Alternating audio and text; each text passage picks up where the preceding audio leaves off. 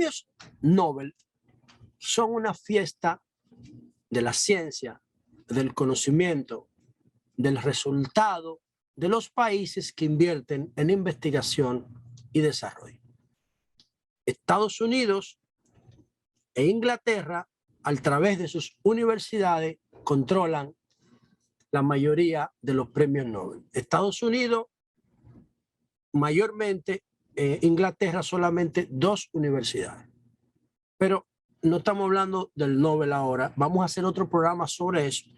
Los Nobel por países, los Nobel por género, los Nobel por raza, los Nobel por universidades. Es interesantísimo todo el dato, para que ustedes vean. Pero cuando hablamos de los Nobel por países, ustedes van a encontrar que América Latina solamente gana premios Nobel de literatura y de la paz. Argentina y México son los únicos 2 países que han ganado premios Nobel, creo que uno de química y otro de medicina, asociados con investigadores norteamericanos. En México creo que ganó uno de medicina y Argentina 2 de química, uno de química y uno de medicina. Vi la estadística hace un tiempo. Pero después todos los Nobel latinoamericanos son por la paz o literatura. ¿Qué significa? Que ahí no hay que invertir en investigación. La educación de Latinoamérica no sirve. Está basada en la filosofía escolástica de la Iglesia romana, católica romana. Eso no sirve. Eso promueve la pobreza. Y por eso es que América Latina no participa de la fiesta del Nobel de cada octubre, de cada otoño. República Dominicana tiene la primera universidad de América. República Dominicana tiene la primera universidad de América por encima de la Universidad de Chicago, de la Universidad de Yale, de Princeton, de California, de Harvard, del MIT. Y nunca ha ganado un Nobel. Porque el liderazgo político, económico y social dominicano es conservador, de mentalidad subdesarrollada, y no le apuestan al conocimiento. Nosotros vivimos de la remesa y de los recursos naturales, no de la mente factura, de la inteligencia, del conocimiento complejo, del resultado de la inversión en investigación. En algún momento eso tendrá que cambiar. Dicho esto, ¿qué impacto tienen los primeros 2 premios Nobel que se han entregado esta semana? El de medicina y el de física en los problemas cotidianos nuestros. Vamos a empezar con el de química. El de medicina, perdón. El de química lo vamos a analizar mañana. El de medicina, según la Academia Sueca, fue entregado a los biólogos moleculares David Julius y Arden Patapolitan. Ese tiene un origen griego. Por su descubrimiento sobre los receptores de temperatura y el tacto. Oigan lo que yo estoy diciendo. Su descubrimiento sobre los receptores de la temperatura y el tacto. Las sensaciones térmicas que nosotros sentimos al tocar un objeto, un material, lo que sea. Cuando nosotros estábamos en la selva, tocábamos. Y cuando tocábamos, eso producía una sensibilidad. ¿Qué fue primero? El neurotransmisor entre la neurona del cerebro y el sentido del tacto, o el sentido del tacto produjo el sensor de la neurona. ¿Qué fue primero? Eso es lo que ellos estudian. Ellos entienden que el fenómeno físico cambiante produjo sensores distintos, produjo neuronas y neurotransmisores distintos. Entonces, el tacto, al tocar una superficie, como yo estoy tocando este micrófono, en esta situación me da una sensación térmica de frío. Pero si yo tocara el celular por la batería, me va a dar una sensación de calor si estoy jugando un videojuego o viendo un video. Eso nos permitió a nosotros adaptarnos al medio ambiente. Pero cuando ahora, no, hace 25 millones de años eso. Hace 25 millones de años. Cuando todavía teníamos un solo cerebro, ahora nuestro cerebro está formado por 3 etapas. Cuando solamente teníamos el cerebro reptil, el tallo de abajo. Es ahí que eso empieza. Entonces, ¿qué ocurre con esto? ¿Por qué nosotros, cuando tenemos una sobrealimentación, nos convertimos en obesos? ¿Por qué nosotros nos hacemos adictos a las drogas? Para poner 2 ejemplos. Bueno, ¿qué resulta? Nosotros tenemos incentivo cuando hacemos tareas de sobrevivencia, como por ejemplo los ojos. La sensibilidad de los ojos para protegerlos es diferente aquí. Yo me puedo dar ahí, no me pasa nada, pero yo no me puedo dar así en los ojos. Porque el nivel de sensibilidad que yo tengo ahí, producto de esos neurotransmisores, es altísimo para que yo me cuide mi vista, o para que yo me cuide un tobillo, o para que yo me cuide la rodilla. ¿Por qué? Porque esas son articulaciones fundamentales para mi sobrevivencia. Pero además, cuando yo veo comida, los órganos nuestros, el oído, los ojos, la lengua, el olfato y el tacto, todos se activan. Los de la cabeza se activan a través de una estructura que se llama trigémino. Todos esos sensores, cuando usted tiene hambre y hay una comida crujiente, usted la escucha. Y si está botando humo, la puede mirar. Y si la toca, va a sentir la temperatura caliente. Y si es frita la comida o guisada, va a sentir el olor. Y ahí están los sentidos actuando para decirle al cerebro que hay comida que usted necesita para poder sobrevivir. Entonces viene la lengua y empieza la boca a salivar, a generar un ambiente apropiado para que la comida pueda ser deglutida, pueda ser consumida, procesada, metabolizada. A ver, pero ¿qué pasa cuando hay que botar los excedentes de esa comida, lo que no se convirtió en nutriente? Entonces hay incentivo al final del intestino grueso, en el colon, para que los seres humanos evacúen esos restos de comida que no se necesitan. Entonces, ahí no actúa el trigémino, sino el sistema nervioso pudendo, los nervios pudendo. Ahí hay una estructura que crea sensibilidad a nivel rectal para que el ser humano tenga incentivo para evacuar. Esa sensibilidad es la que entonces da pie a la homosexualidad, ¿ve? O al sexo anal.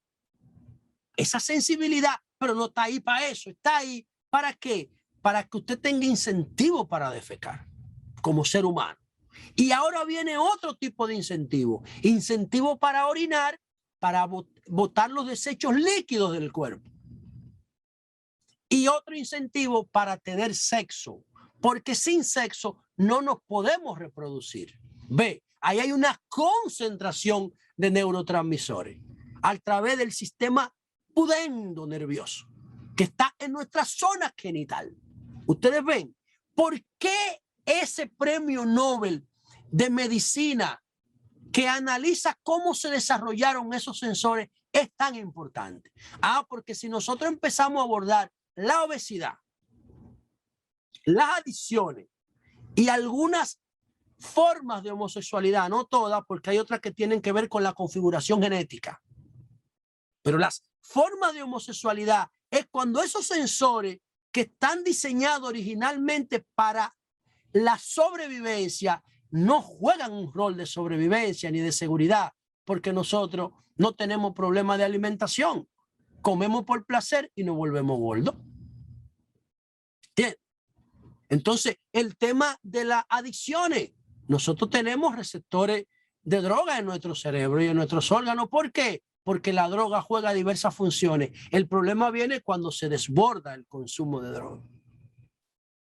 Y el problema viene cuando los incentivos nerviosos que tiene el cuerpo humano para defecar se utilizan para placer sexual. Y ahí viene otro componente, que es el de la homosexualidad, una modalidad de homosexualidad. ¿Por qué yo puedo llegar a estas conclusiones? Por esto que está aquí. por el método de liderazgo responsable, que es una locura esta vaina. Bien. Es una locura. Entonces viene el otro Nobel. Atención ahora, el Nobel de Física. Yo lo que soy es político, yo no soy científico, pero yo no concibo la política sin una fundamentación científica. Y yo como diseñador de política pública tengo que estar pendiente de todas estas cosas. ¿Para qué? Para poder responder a las expectativas de mi electorado, de mi sociedad. Vamos ahora con el Nobel de Física. ¿Qué dice la Academia Sueca? Bueno, dice la Academia Sueca que premió a Sayukuro Manabe, Klaus Hasselmann y Giorgio Parisi. ¿Por qué? Bueno, por sus investigaciones en los sistemas físicos complejos y los efectos que pueden tener desde escalas atómicas de dentro del átomo a escalas planetarias o universales, tanto en el comportamiento de los electrones dentro del átomo como en el clima del planeta. Estos son sistemas complejos, dinámicos. Eso es lo que está premiando la Academia Sueca en la materia de física. Dice, los aportes a sus estudios y amplificaciones para el calentamiento global fueron premiados 3 científicos, como ya señalé, Manabe, Hasselmann y Parisi, uno pionero en el estudio de los sistemas complejos y los otros 2 expertos en sus efectos sobre el clima. El clima también es un sistema dinámico, pero no solamente el clima.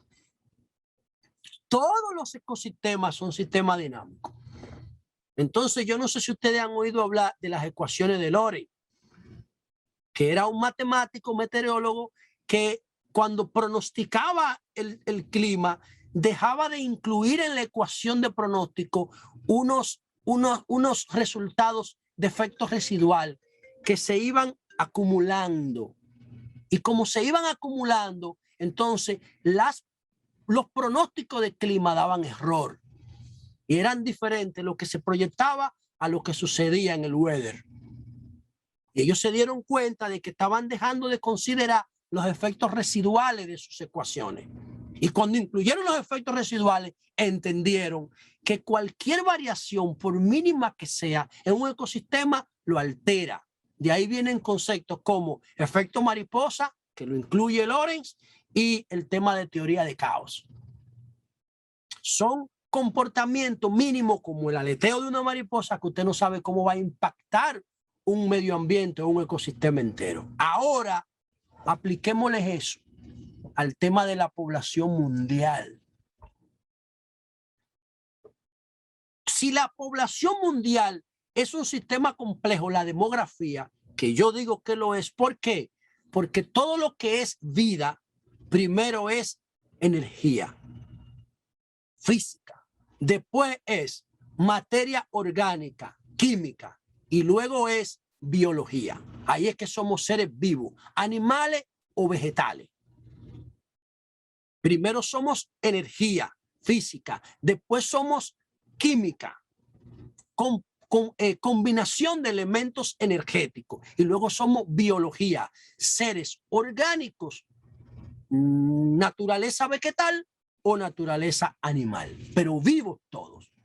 Entonces, somos sistemas complejos y dinámicos, y cualquier alteración que provoquemos en nuestro medio ambiente va a tener un desastre, ya sea alterando el clima o ya sea afectando los recursos que tenemos disponibles como sociedad humana.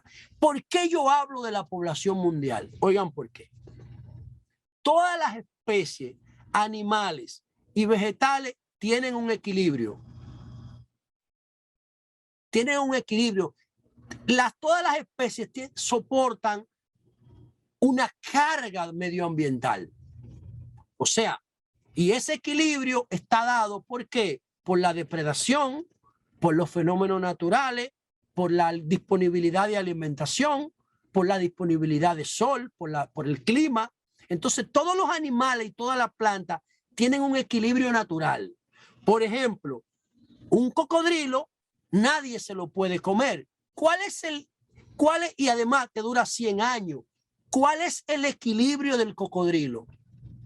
El equilibrio del cocodrilo es su dificultad para alimentarse y su ineficiencia reproductiva, porque cuando los cocodrilos o los lagartos están en una fase de embrionaria o acabado de nacer, son muy vulnerables y los depredadores en esa etapa lo atacan, y de cada 100 cocodrilos sobrevive uno o sobreviven dos.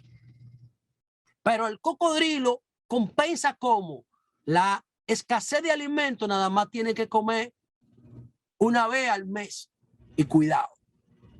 Pero te dura 100 años, pero no se reproduce como se reproducen los mosquitos que te duran 15 días de vida. ¿Ve? Y hay una relación. A mayor disponibilidad de comida, menos tiempo dura el animal y más vulnerable es. Como las aves, por ejemplo. Tienen comida en todos los lados, pero son muy vulnerables. Ahora, ¿qué pasa con los seres humanos? Los seres humanos teníamos depredadores naturales, que eran las enfermedades, la muerte, accidentes humanos, como el tema de las bombas atómicas, Nagasaki, Hiroshima, los accidentes de Chernobyl, contaminación ambiental. Tenemos también guerras que diezman poblaciones y culturas, incluso como las que hemos vivido. Pero resulta, y el límite de edad, pero resulta que los seres humanos estamos mejorando nuestro sistema de salud. Estamos viviendo en paz. Ya tenemos desde 1990 sin una guerra global. 30 años. Estamos viviendo, mejorando nuestros indicadores materno-infantiles de mortalidad materno-infantil. Y estamos aumentando el promedio de vida. Y miren este gráfico para que ustedes vean cómo se traduce eso en el tema de sistema dinámico complejo. Miren aquí. Esta es la evolución de la población desde 1500 al 2050 proyectada. Entonces, en el 1500 nosotros éramos menos de 500 millones de personas, donde empieza la raya azul. Nos mantuvimos así hasta que en 1650, 100 años, éramos como 600, 700 millones de personas. En el 1650. 200 años después, no, en el 1850, nosotros superamos el millón de personas, perdón, los 1.000 millones, alcanzamos los 1.000 millones en el 1850, hace menos de 200 años. Alcanzamos 1.000 millones por primera vez en el 1800 y lo sobrepasamos levemente 50 años después. Pero ya en el 1950, en la mitad del siglo pasado, nosotros estábamos bordeando los 3.000 millones. Llegamos a 3.000 millones en el 1950. O sea, de 1850 a 1950, nosotros le metimos 2.000 millones. Pero miren que esos 2.000 millones crecieron de 1900 a 1950. En 50 años, nosotros pasamos de 1.500 millones a 3.000. O sea, en 50 años crecimos todo lo que habíamos crecido en la historia de la humanidad hasta 1900. ¿Por qué? Porque ahí se produjeron dos revoluciones industriales. La revolución de los combustibles. Los combustibles, que empezamos a explotar los combustibles fósiles en el 1900. Se produjo la revolución del transporte y se produjo la revolución de la electricidad. Y eso mejoró la calidad de vida. Y a partir de 1900 no nos detiene nadie. Ahora, miren el pico de 1950 hacia arriba, después que pasó la Segunda Guerra Mundial, cuando vivimos en paz. Mírenlo ahí. Ustedes ven, cuando ya no tenemos la guerra como límite de control. Ven, ya no tenemos depredación, ya no tenemos guerra, ya nada nos provoca la muerte. Entonces los recursos, en vez de pelear, se utilizan para mejorar los sistemas sanitarios. para mejorar los sistemas de salud, para mejorar los indicadores de mortalidad y nacimiento materno-infantil. Miren cómo se dispara todo, ¿ve? Para mejorar la calidad de los alimentos que comemos, para mejorar la calidad del entorno. Miren, ahora en el 2000 llegamos a 6.000 millones y en el 2020 tenemos, tenemos 7.600 millones. ¿A dónde vamos a llegar en el 2050, 100 años después que empezó la revolución demográfica? Vamos a llegar a 10.000 millones de personas. A 10.000 millones cuando en el 1900 éramos 1.000. Vamos a multiplicarnos por 10, señores, en 150 años. Entonces, eso, ¿sabe qué va a provocar? Una alteración de un sistema dinámico y complejo que somos los seres humanos habitando el planeta Tierra. Y eso, en parte, es lo que tiene que ver con el cambio climático, porque la actividad humana buscando mantener esa demografía que está dañando la capa de ozono, ¿lo ven? Pero además, la gente se concentra donde hay mayor posibilidad de prosperar. Son concentraciones en la zona urbana. Por eso es que nosotros no podemos seguir produciendo más de 50 millones de seres humanos por año y tenemos que planificar los nacimientos.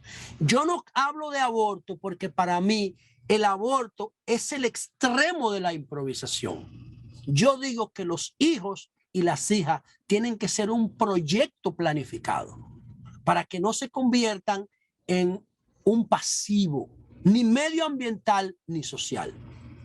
Si tenemos los hijos que necesitamos, vamos a tener un mejor entorno local, familiar, nacional y un mejor entorno global. Si seguimos provocando que nuestras mujeres tengan hijos como si fueran conejas, entonces vamos a dañar el planeta. Aunque ese daño nosotros no lo vivamos en esta generación ni en la que viene, pero para el 2050, una sociedad con 10.000 millones de personas consumiendo recursos naturales no lo aguanta como sistema dinámico el planeta. Y no se va a joder el planeta, nos vamos a joder nosotros.